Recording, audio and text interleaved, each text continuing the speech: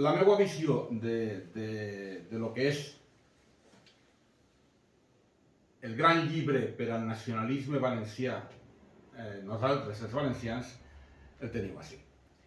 Analitza la part que va dedicada als altres valencians, o als altres valencians.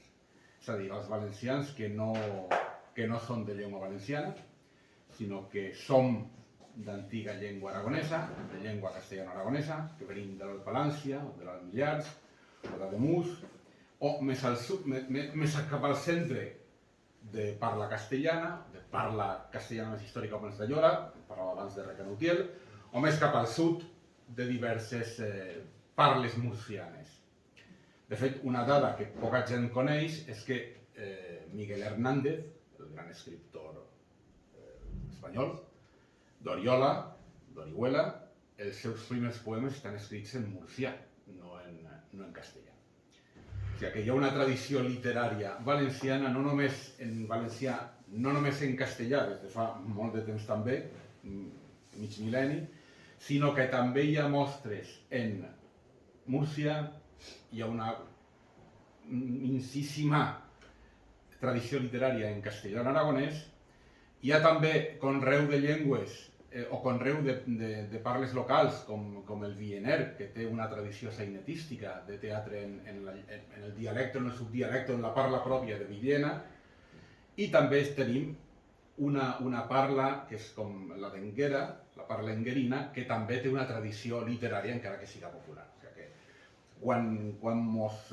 cabusem en el que són les varietats lingüístiques valencianes literàries, trobem una gran pluralitat que evidentment es veu en la ridiculea si les comparem en el que és el valencià, sobretot al segle d'or i en l'actualitat, i en el castellà, que no sempre o quasi mai ha sigut acceptat des del centre polític madrileny, perquè no sé qui ho comentava ahir, clar, no sé qui ho comentava en el sopar o abans en l'acte que tinguérem, que els espanyols no eren reconeguts perquè, clar, no es consideraven, els del centre no es consideraven com a propis, no eren de Toledo, no eren d'Andalusia, que era la Castella Nova o la Castella Novíssima, no els consideraven propis, era gent que escrivia en castellà, però que no... Ah, sí, no, ja sé, va ser en la presentació d'un llibre de Vicent Josep Escarpí,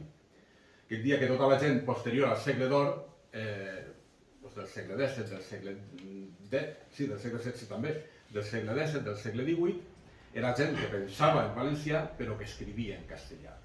Llavors, ni els feien cas els castellans perquè eren de fora i la llengua pròpia no era la castellana, la primera llengua, i des de dins tampoc no els feien cas ara perquè havien canviat una llengua i no els consideraven valencians stricto sensu. Per què vinc a dir tot això?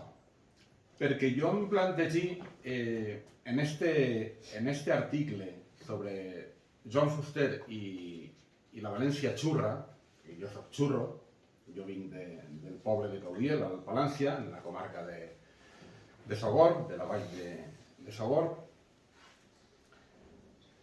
vaig fer una mena de memòria personal de quan jo he nascut en la ciutat de València, però de família, no de tota la vida, de tota la història pràcticament, de l'Alt Palància, amb aportacions aragoneses, evidentment, però sí que en una línia que va de els meus iaios, els meus besllaios són de l'Alt Palància i abans eren de l'Alt Millars, algun d'ells, o sigui que pertany a aquella terra. Però jo he nascut en València, ajuntat en gent nacionalista des de l'adolescència, des del batxillerat. Clar, tu comences a viure el que és la normalitat d'un moviment nacionalista, d'un moviment reivindicador, t'ensenyes la llengua, amb els teus amics de la ciutat, amb els teus amics del Cabanyal, de Massamagrell, de la Pobla Farnals, d'on fora, i vas complint una sèrie d'etapes. Escrius, llitges, et planteges això, l'autonomia, et planteges després el nacionalisme més reivindicatiu, milites en formacions nacionalistes, I en un moment determinat comences a estudiar filologia, que en aquell moment era filologia valenciana, i en un moment determinat dius, pues, clar, el llibre este de Joan Fuster, Nosaltres els valencians, que per a tot el món és el gran llibre valencià, és el gran llibre que obri la porta al nacionalisme valencià modern, és el gran llibre que tot el món ha de llegir, doncs, als 20 anys l'agarres i el llitges. I el llitges i t'adones que tu, que jo, per a este senyor, que m'he trobat de vegades per la facultat, per este gran tòtem, pues per a esta persona, jo no només no soc valencià, sinó que sobre. Si jo ara es diguera així, en una botat, i espero que no, que ningú no talle la versió, que el que hauríem de fer en les persones de raça no blanca que hi hagueren en Europa era expulsar-les, possiblement pujarien així i en llevarien fora. I és el que diu Joan Fuster. Tots aquells valencians que no són de parla castellana, de parla valenciana, han d'anar fora. Els expulsem en el territori. Això sí, no farem com en els moriscos, que se'n van ells només. No. Territori i persones fora de València. Perquè com que no són de parla catalana, i no parla de València, com que no són de parla catalana, no són valencians. No tenen dret a dir-se valencians. I a banda, Joan Fuster utilitza paraules molt dures. Parla de l'enemic, parla d'indissolubilitat, ens porta a la ridiculea, parla que un valencià que no és un valencià aragonès o murcià o castellà no pot ser valencià, i si ho fa és d'una manera molt superficial i aprenent alguna festa o clavant-se en algun lloc per a simular una certa valencianitat, però que en el fons no són valencians. No només no són valencians, sinó que tampoc reconeix les especificitats pròpies de cadascuna de les zones valencianes, perquè són diferents, evidentment, l'Alt Millars i l'Alt Palància, de Requena i Utiel, que elles sí que vinguen després i possiblement sí que siguin les zones més conflictives, perquè són molt conflictives, tampoc la Vall d'Allora, de Mus i la zona d'Oriola o la del sud de la província d'Alacant. Per a ells són només tots castellans. No hi ha cap diferència, no hi ha cap riquea en l'explicació de Fuster a l'hora de distingir uns i altres. Tampoc no hi ha cap riquea històrica.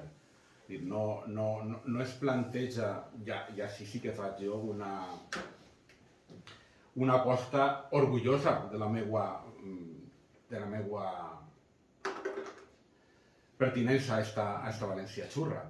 I Josep Saborit podria parlar molt d'això, del possible ètim d'on ve la paraula xurra, els xurros, que possiblement es refereixen al riu Blanc, en basc o en alguna llengua pròxima al basc. Perquè des d'un cert punt de vista, que alguns teòrics, possiblement Toni Fontelles estaria molt a favor, però sobretot seria Antoni Atienza, un historiador que té diversos estudis, alguns d'ells magistrals, a banda de ser també novel·lista, que és que ell escriu en les Normes del Puig, en el valencià secessionista, diríem, que no només es tracta d'una València absolutament en tot el dret a dir-se valenciana, sinó que es tractaria fins i tot de la València més antiga, de la València que era de la qual era senyor Vicent Bellvís, que com bé sabeu es va convertir al cristianisme i va cedir els territoris a Jaume I. Soledad Beltrán possiblement també sabrà molt més de tot això, però clar, ens trobem en què hi ha la transició entre l'antic govern, diguem-ne, musulmà i el que s'inaugura en l'arribada de Jaume I, no té solució de continuïtat en les nostres terres de l'Alt Millars i de l'Alt Palància. Es produeix sense solució. Tot continua igual. Hi ha un canvi de rei que a banda es va convertir al cristianisme, que és este Vicent Bellvís, com us dic. I si aneu per Argerita, aneu per Montanejos, aneu per Cedramant, encara trobareu restes arqueològiques i fins i tot arquitectòniques en Cedramant de palaus musulmans. i del territori on va viure Argelita, la torre, on va viure aquest últim rei musulmà de València, que va transmetre aquestes comarques, aquestes zones, al rei Jaume I. Per això dic que des d'un punt de vista reivindicatiu, i ja orgullós, podria dir, mira, senyor Fuster, és que els meus avantpassats eren valencians abans que ho foren els vostres. Com ve a dir-me vostè que jo no soc valencià i que a banda sobre, i que me n'ha d'anar en Terol? Perquè això també, i de fet es comença l'article en aquesta informació, el meu bestiallo, un dels meus bestiallos, era de Caudiel, evidentment, del meu poble. Ell era analfabet, no va anar a escola mai, i era llauraor, després va ser ferroviari, i jo li recordo moltes vegades dir: jo soc de Caudiel, província de Castellón, del Reino de València. Ell tenia molt clar quina era la seva afiliació. Jo soc de la província de Castelló i del Regne de València. I els meus avantpassats, i no tan avantpassats, en el segle XX, la gent del riu Xiloca, la gent de la zona de Calamotxa, que ens entenguem pot ser millor, quan parlava de vindre a València parlava de bajar al reino, o de venir al reino. Sí, però moltes vegades es quedaven a Sogorb.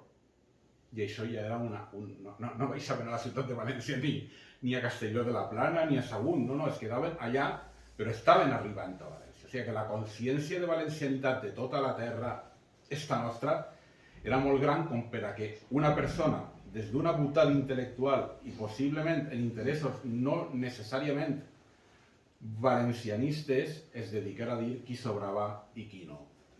Clar, si hi haguera un moviment nacionalista aragonès en l'Alpalància i en el Millars, de reivindicació, de dir que som aragonesos, o existirà el mateix en algun altre territori que conec menys, jo per això m'he centrat en el meu, perquè és el que conec, però allí sí que hi ha una... Jo sempre ho he dit, i tampoc és que siga molt coneixedor de lo que passa en altres territoris, però si hi haguera una afinitat, una vinculació tan gran, una proximitat afectiva, sentimental, lingüística, de música, de ball, de tot. Si hi haguera la mateixa afinitat que hi ha entre l'Alt Millars i l'Alpalància i la comarca de Guadaljara-Balambre, que ja pertany a Aragó, de la província de Terol, com més pugem ja és més distint. Una proximitat afectiva tan gran entre l'Alt Millars i l'Alpalància en Guadaljara-Balambre, si hi haguera la mateixa entre València i Catalunya, és que seríem el mateix ja. Perquè és molt gran, però malgrat aquesta grandària d'aquest efecte, d'aquesta sentimentalitat, no som el mateix. I una persona de l'Alpalància i l'Alt Millars pot anar-se a cantar jotes en una persona de qualsevol poble de Guadaljara-Balambre, però no són el mateix, però no són el mateix. Possiblement és el mateix que Occitània i Catalunya, València i Balears. Som el mateix, però no som el mateix. I clar, en aquesta indissolubilitat que parla Fuster, en aquest fet que ell troba una impossibilitat de ser valencians, de ser una comunitat unida, perquè hi ha una sèrie de persones que no parlem o que no parlen valencià, almenys com a primera llengua o almenys com a consciència nacional, crec que en el moment que va ser escrit i en el moment en què el valencià podia haver tingut un recolzament bàsic des de la intel·lectualitat, perquè això cal reconèixer-ho, Fuster és poeta, Fuster va ser poeta, va ser assagista, va ser també estudiós, va ser un articulista, va escriure en castellà, va escriure en valencià, encara que el seu model lingüístic era el de la ciutat de Barcelona, no va escriure en valencià, va escriure en català. Si en aquell moment haguera tingut una visió molt més d'unificació de tot el territori, de respectar les llengües pròpies, de trencar possiblement també en el castellanisme dient que hauríem de revitalitzar o de fer reviscolar el teatre millener, la parla enguerina, la llengua castellana aragonesa. Clar, en aquell moment era molt prompte, pot ser. Però el Fuster no volia això, sinó ho hauria fet, ho hauria insinuat.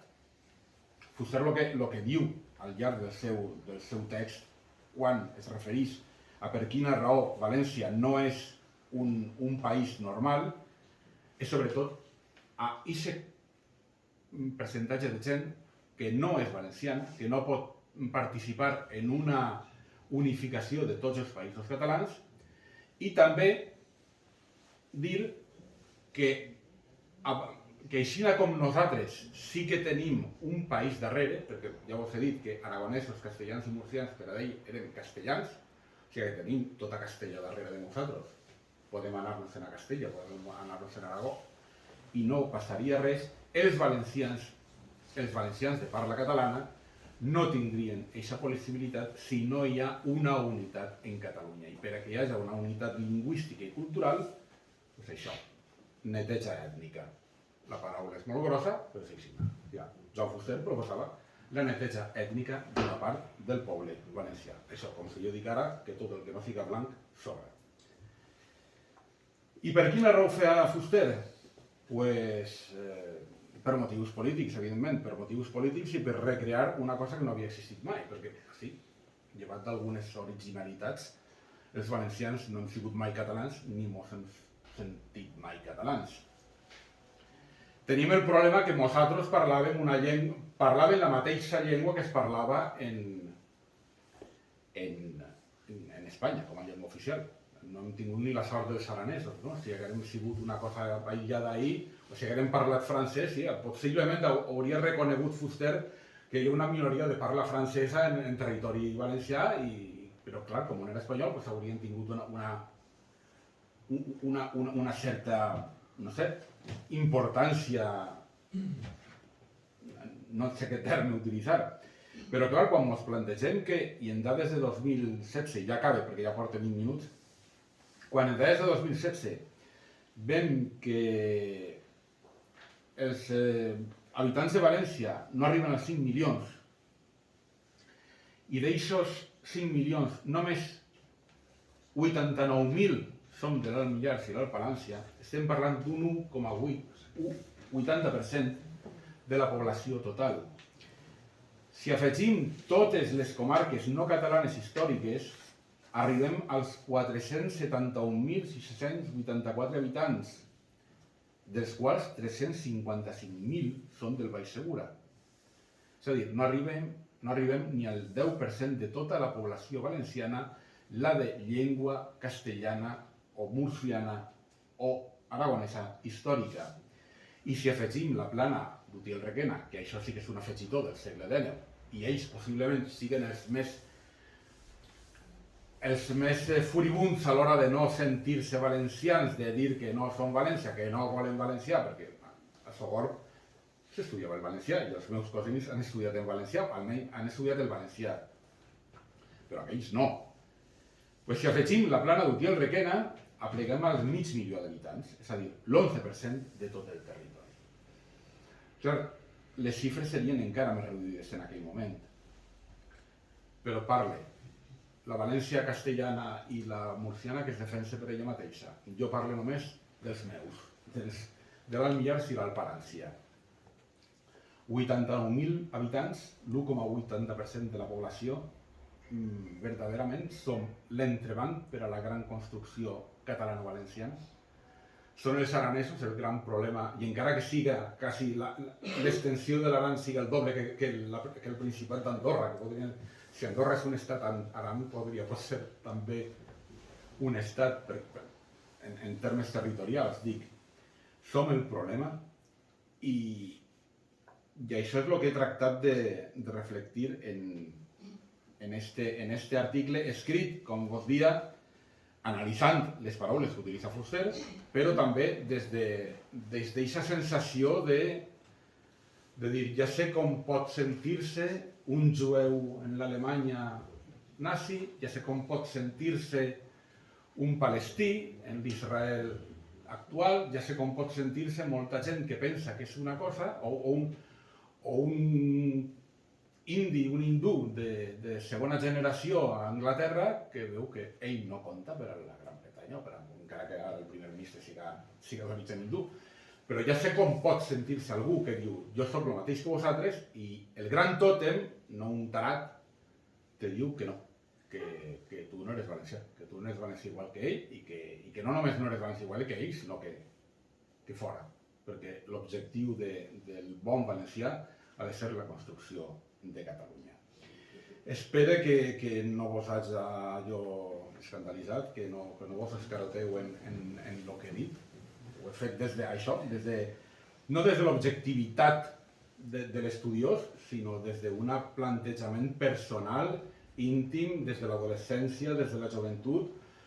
Quan admires una persona, l'has llegida molt, has llegit moltes coses, la valores, penses que és un gran intel·lectual, que és una persona que va conrear l'ensaig així, i això sí que és una cosa miraculosa, que el gran escriptor valencià, després d'Ausiàs March i de Vicent Andrés Estelles, però Vicent Andrés Estelles no és que sigui un gran escriptor valencià, no és que sigui un gran escriptor català, no, és que Vicent Andrés Estelles és un dels grans escriptors de la literatura europea.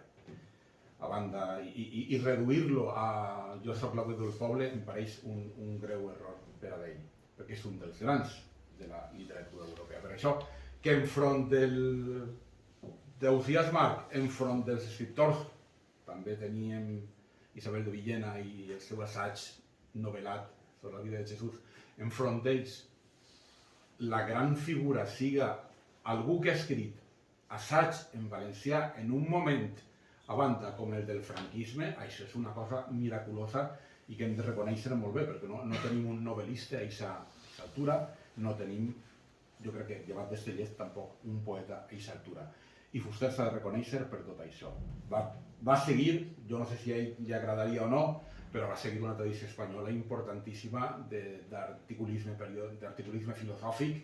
Tenim a Ortega i Gasset, tenim a Eugeni d'Ors, i ell també va fer articles d'opinió que eren petits ensajos en prosa i en un pensament i en un fer reviscolar determinades qüestions que s'ha de valorar molt.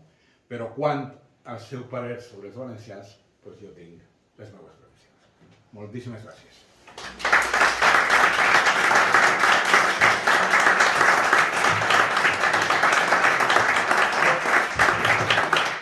No sé si tindreu alguna pregunta.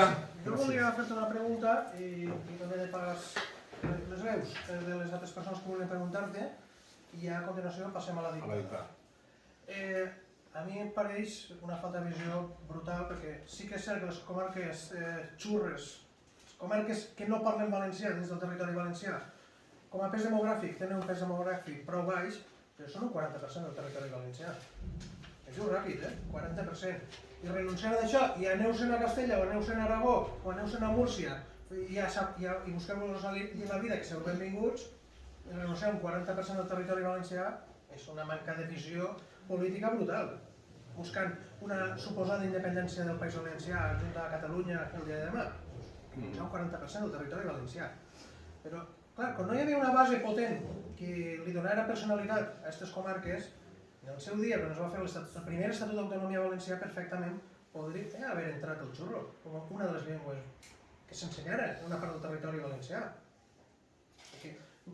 No dic que tinguin un ensenyament pot ser tan llarg com el valencià que s'estudia des de la primària fins a que acabes en l'institut, en el batxiller. Pot ser no. Però sí que els habitants de les comarques xurres almenys tinguin una assignatura en què se'ls ensenyara el parlar d'aquesta comarca com és i almenys tenen orgull del que és. Això que tu estàs parlant. Que no sigui una cosa de, sí, això ho deia ma abuela, però ja ma abuela va morir. No, sinó que és el meu parlar viu, és la meva manera de parlar de tota la vida, del poble i de la comarca, i vull que continuï parlant-se així. Que sí, quan digui que anar a altres llocs parlaré un castellà estàndard, però en aquests moments jo parlo el meu castellà aragonesisat, el meu castellà manxeguisat, ahir no faria falta potser tant, perquè ja és més un castellà que és més conegut, o el meu castellà panotxo, que és el castellà murcià, al final. I sentir orgull d'això, al cap i a la fi. Això no es va fer. L'ensenyament hauria d'haver entrat, a part del valencià, hauria d'haver entrat també aquestes varietats de castellà aragonès, castellà panotxo o castellà murcià, que no han entrat. L'ensenyament ja cada vegada hablas de labradores o de paletos o coses així, no? Tota la raó. Jo en un determinat moment me plantegé perquè si es podria introduir com a activitat extraescolar, almenys en el meu poble, en Caudiel, això, una sèrie de classes sobre la llengua que es parlava o que es parla, sobre paraules que haurien escoltat els seus iaios, paraules que haurien formes verbals, com parlava la gent d'abans. Sí, tens tota la raó. No com a llengua, potser no com a llengua, perquè ningú no es reconeixeria en una llengua. Hi ha qui la fa i jo estic encantat de veure que hi ha una persona que porta un portal que és Llengua Xurra i que està tractant de fer una coiner de totes les llengües. Jo és que em pareix molt bé, però que jo crec que ja no és aquest estat en el que estem, però dir-los, per exemple, que sí, que la meva iaia se'n recordava que les dones molt majors, quan ella era una xicoteta, quan era xicoteta, la meva iaia va néixer l'any 22, la dècada dels 20, la gent major que ella escoltava, que hauria nascut en l'any 70, 60 del segle XIX, encara feia l'imperfecte l'indicatiu en IVA, partiva, veniva, i això se'n recorda que ho escoltava. Clar, això s'ha perdut, és que pràcticament s'ha perdut tot. Quan te trobaves en algun carrer, la salutació diària en el meu poble era, i el meu és iaio, ho dia, i ho va dir fins que es va morir, era buen dia, no en plural, era buen dia. Ara tu dius buen dia en el meu poble i et contesten en valencià.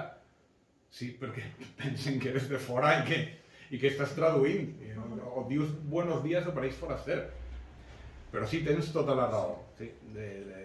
Jo no sé quins intents hi haurà a la zona de Villena. La Parla Enguerina sí que sé que fa un concurs a l'any i trauen llibres, han fet un vocabulari també, això fa pocs anys.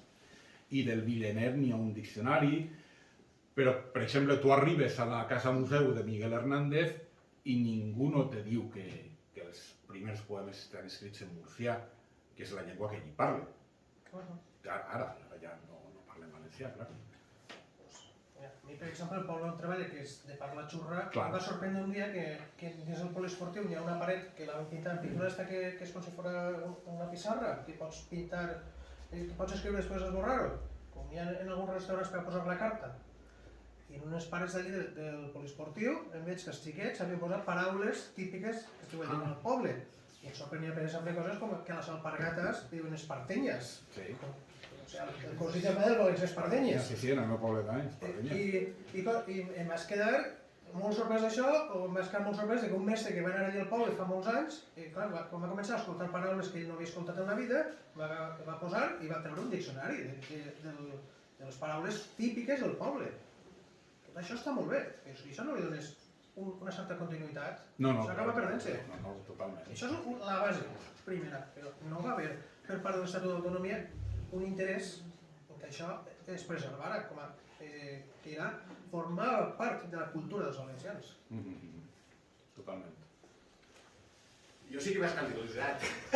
Com? Sí, Sí, m'ha escandalitzat, perquè tractar de netejar ètnica del que diu Fuster no sé on ho has trobat o on ho has pensat. És a dir, perquè una de les primeres coses que diu Fuster és que, escolteu, jo vos convide a que n'esmineu completament de dalt a baix. Jo em semblaria molt bé el que has dit si lleves lo de neteja ètnica, perquè clar, de neteja ètnica l'únic que li se pot tractar de neteja ètnica ha sigut a ella, perquè a la gent de Utiel Requena, a la gent de l'Alt Millars, és a dir, no s'han posat bombes a sa casa, no sé si ho sabem, és a dir, no s'han trencat els vidres de sa casa. Sí, però no ha sigut la gent de l'Alt Millars, sinó el Palàcia. Quan parlem de neteja ètnica, què estem parlant? Estem parlant que un poble no tinga dret a estar en el seu territori. No, però és que, a veure, en el seu territori, és a dir, en ningú moment, és a dir, s'ha dit, no, vosaltres a Terol, no? Sí, clar que sí, nosaltres els valencians està escrit. Sí, llitjo perquè no està clar, és a dir, que no està clar. Que tinguin la possibilitat d'anar-se, vale. No, que no, és que no. Abans d'això, si vols, ho mires... No, que no ho he de mirar, és que llisc directament. Com a comentari que puga ajudar a la comprensió mútua... No hi ha comprensió mútua. És a dir, Fuster va escriure una cosa. No, espera't un moment. Jo contesto. A la comprensió mútua. Crec que el que vols dir és que, clar, és de veres que Fuster no vol... A veure, es parla a voltes de neteja ètnica. Si pensem en Iugoslàvia, pensem en assassinats, no? Si pensem en Stalin, pensem en migracions forçades, no? Clar, és de veres que Fuster no diu ni mateu-los ni obligueu-los a emigrar. Sí que és de veres que diu este territori fora de València, este territori que se'n va a Zaragoza, això sí. Aleshores, volia matisar que, clar, potser el terme de neteja ètnica ens fa pensar en coses més greus, no? Però sí que Fuster volia esquarterar el territori i dir, estos bullen o no són... Com a territori, expulsar-lo, sí. A les persones forçar-les a migrar o carregar-se-les, no. Una segona cosa, i així després ja tu em matises el que vulguis. És a dir, respecte a lo del Regne de València, em sembla... És a dir, si no es va posar com a Regne de València justament és perquè a veure, en algun moment li s'havia pogut demanar al rei d'Espanya de vindre a jurar els furs. I això és el que no es volia a Madrid. És a dir, en la transició no es va posar el regne de... No, però d'això jo no he parlat. Que tampoc es volia, és a dir... No, perquè jo no he entrat en això. En la denominació actual jo no he entrat. No, però que t'ha semblat... En això sí que ho dono la raó, és a dir, que quan parles de regne sí que haver estat molt més encertat en dir-se regne que comoditat. Perquè, clar, comoditat sí. A regne, doncs va... Qualsevol cosa abans de comunitat. No, només llegir, és clar... Frases textuals de Fuster. Les comarques aragoneses arribaren a enfrontar-se amb la capital catalanitzada en termes amenaçadors. Això diu Fuster. Pel que fa a nosaltres, s'acontenten d'aprendre una festa o practicar una retòrica trivial. Arriba a la conclusió, ell, que totes elles no són sinó excuses per a deformar-nos. I no només això, cita, la condició fronterera de les contrades castellanes els atribuïa un valor estratègic ben insidiós. Des d'un punt de vista era com tenir l'enemic dins de casa. L'enemic. En poques paraules, no som aragonesos, que es pot fer un enemic? Doncs això. I ara arriba.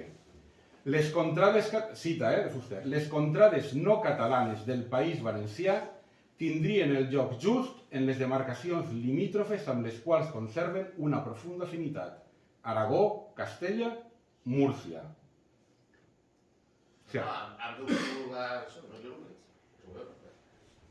Com vas llegir, ara. cadascú té la seva... I ara el que tu dius també. Com se decidís que ells tindrien... Com es decidís? O sigui, mos deixen triar? No. Cita, probablement les nostres comarques castellanes, si les deixàvem triar, no optarien per integrar-se en els països correlatius. Si les deixàvem triar, si així té la possibilitat Fuster d'imposar el que ell pensa, no, si les deixàvem triar, és que jo no ho he escrit. Eres Josep, no, per favor, és que n'hi ha una persona en aquests moments a Bèlgica exiliat, justament per deixar triar, per tirar unes paperetes de les coses. No som nosaltres els que tenim l'exèrcit, els valencians no tenen l'exèrcit, és que no... Ni l'exèrcit, ni la judicatura, però el tenim en barraques, en el Ragudo tenim l'exèrcit nosaltres, no sé, és que... No, el Ragudo no, estic dient que... És que no sé per quina... És que no sé quina és la comparació, que no entenc jo què té que veure Puigdemont. Pues home, té que veure que el poder... En lo que ha escrit jo. Fuster no tenia ningún tipus de poder, això ja t'ho dic jo. No, però ho va escriure o no? Bueno, si l'haguera tingut no sabem, no? Si l'haguera tingut. Segurament això que diu aquí. No sé, està dient d'ell, dic. Era un afèrrim democràtic, és a dir, una persona democràtica. pues, per lo que pareix no. Per lo que Us pareix no. demane que no allargueu més l'argumentació. No, ja, perquè si tenim de cas massa parlem temps. després. Dictar? Jo per mi sí. Si Molt bé. voleu dir alguna paraula, però per la meva part crec que...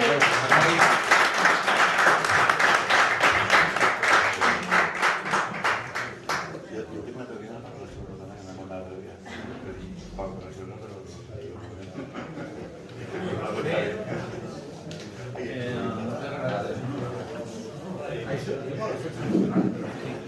és que ja de guanyar un any, jo no tinc que pensar.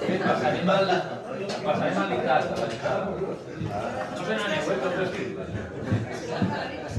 com us estava dient, és en aranès, per tant, hem pensat que qui millor que el Sigli d'Aran per a llegir-lo, no? Per tant, això, llegirem, bé, hi ha un títol, és un diàleg, d'acord? Per tant, cada personatge dirà la seva cosa. En fi, us deixo facilitats. Paper i boli i tot això, Per a que ens situem.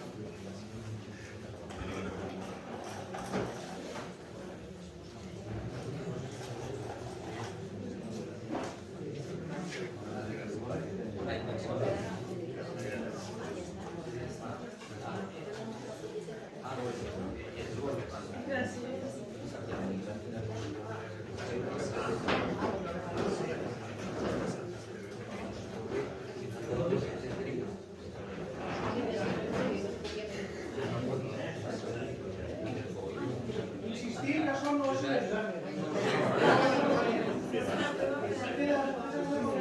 I el que millor em passa és que quan la si troba i no ha de fer.